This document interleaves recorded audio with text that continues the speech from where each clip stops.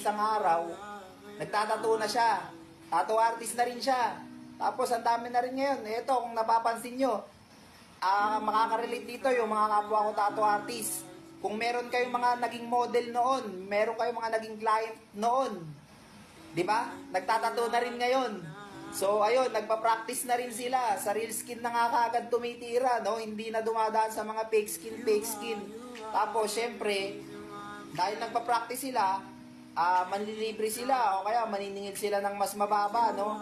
So instant na idaan nila sa tamang proseso, mag-practice muna sila sa mga fake skin bago sa real skin. Kasi kapag ganun sa fake skin sila rumirekta, naapektuhan yung buong tattoo community. Paano ko nasabing naapektuhan? Kasi tinatuan mo yun, libre, nag-practice ka. Yung tinatuan mong tolongges, pinagkalat. Tinatuan ako ng tropa ko, libre nga lang. Bakit sa'yo? 1.5 minimum. Diba? Kahit ang